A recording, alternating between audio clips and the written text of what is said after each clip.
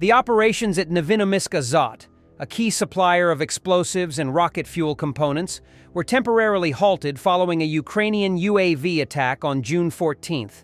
According to the Astra news outlet, the attack involving 13 drones targeting the plant resulted in damage to doors, windows, and part of one workshop. Additionally, the roof of the cafeteria and the plant's anti-drone defense system were also impacted. Around 800 employees stayed in bomb shelters during the incident, and no evacuation was necessary. Despite the measures taken, the plant was forced to suspend its operations due to the damage. According to photos and videos shared by local residents, a severe fire broke out on the plant's premises after the UAV strike. Novourossiysk Azot is located near the city of Novourossiysk in the Stavropol territory and is part of the Eurochem holding. The plant is one of Russia's largest producers of nitrogen fertilizers and ammonia, with a total production capacity of over 1 million tons of ammonia and 1.4 million tons of ammonium nitrate per year. The plant is a regular supplier of chemical components for NPO Iskra, one of Russia's largest engineering enterprises, which designs and manufactures solid-fuel rocket engines and their components for missile systems of various purposes, including those for Russia's strategic forces. According to Astra, the plant also supplies raw materials for the production of powerful explosives, hexogen and octogen, to the Sverdlov plant in Dzerzhinsk, Nizhny Novgorod region, which are used in the production of artillery shells and warheads for missiles and rockets. Shortly before the attack on Novourossiysk Azot, another chemical plant of the Eurochem group, the Azot chemical plant in Novomoskovsk Tula region, was targeted. This plant was attacked twice, on May 24th and June 8th. The Novomoskovsk Azot also specializes in producing ammonia, nitrogen fertilizers, chlorine, organic plastics and resins, and nitric acid. Like the plant in Novourossiysk, the Novomoskovsk plant supplies its products to the Sverdlov plant to produce explosives. In December 2024, journalists analyzed data on railway transportation and concluded that Eurochem, along with 4 other Russian chemical companies, provided over 75% of the supplies of key components for the explosives production. Ukrainian soldiers shot down an enemy fiber-optic FPV drone at the last moment as it was flying directly toward their pickup truck. Ukraine is rapidly increasing its deployment of fiber-optic FPV drones, tethered by long cables immune to electronic jamming, to counter increasingly complex electromagnetic threats. Since early 2024, over a dozen models have been codified, and production is scaling to thousands per month. These drones deliver high-quality real-time video and precise strikes up to 20 kilometers deep into enemy lines. Ukrainian unit K2 has released footage showing the destruction of a Russian BM-21 Grad launcher, reportedly loaded with a chemical munition. The MLRS was preparing to fire when struck. Intercepted Russian communications reveal panic, with calls to take cover and wear gas masks, saying the Grad was loaded with chemicals. Russian forces have continued deploying Cold War-era BM-21 Grad multiple rocket launchers across the front lines. However, Ukrainian forces, especially drone and FPV teams, have scored repeated successes, destroying multiple Grad systems. Mr. 2 weeks at it again. There wouldn't be a war if Russia stayed in the G8. Trump. That's like saying, keep the bear in the house and it won't trash the place, because hey, it's inside. I can't believe this guy came to represent Putin at G7. I appreciate it, and we've developed a very good relationship, and we're going to be talking about trade and many other things. And we have a whole group of people, some traders and some other people. I see my top economy people.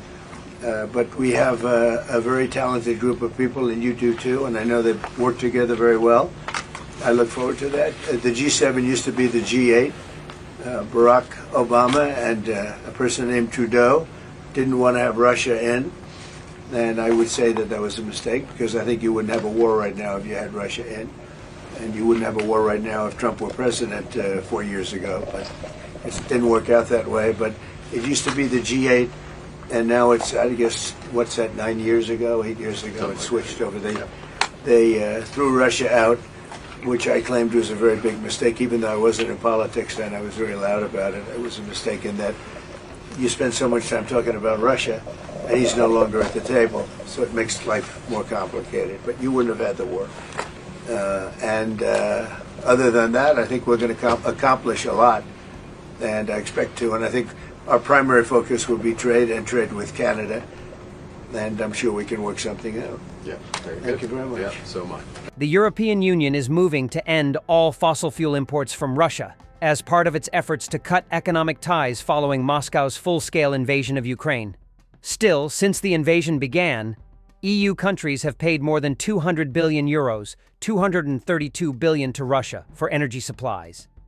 Imports of coal and oil are already banned under EU sanctions, and gas imports are planned to be phased out by 2027.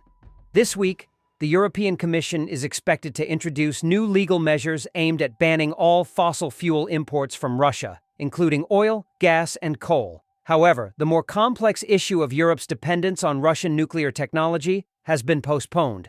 According to the Financial Times, Russia earned 22 billion euros from EU countries in 2024 alone, including about 700 million euros, 811 million from nuclear fuel. While nuclear energy makes up a smaller share of total energy imports, ending reliance on Russian nuclear supplies is a much more difficult challenge than cutting fossil fuels. The EU operates 101 nuclear reactors, of which 19 use Soviet-designed VVER technology, the most reliant on Russian fuel, spare parts, and technical support.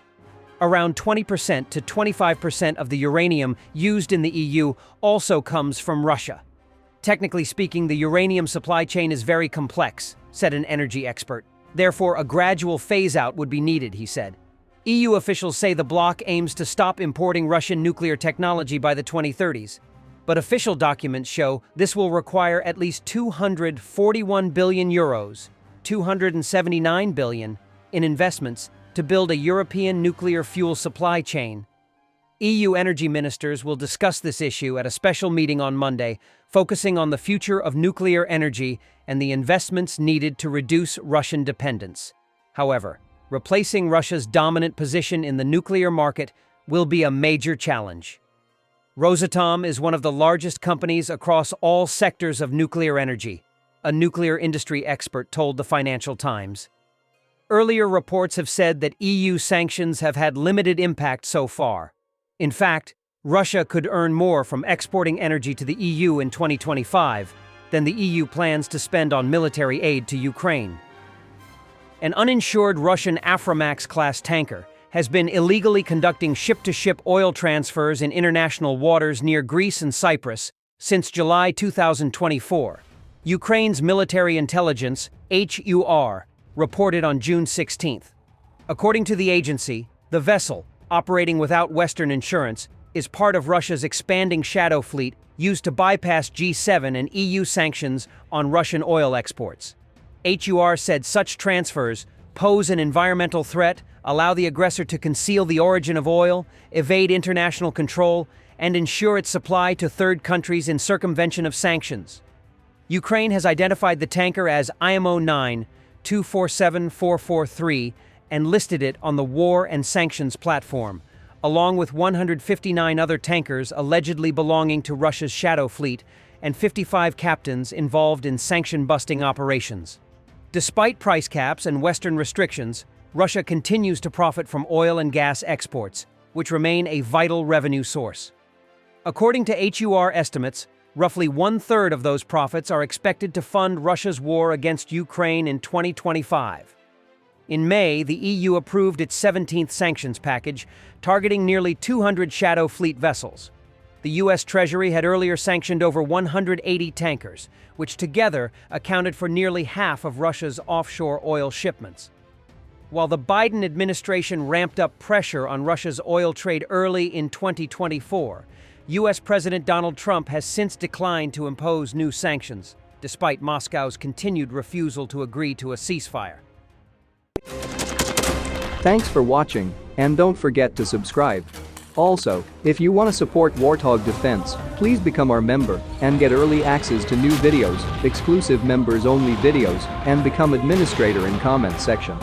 The membership link is in the description. Every day we had a guy 6 rescues in 6 days. You know, he's doing the job every day.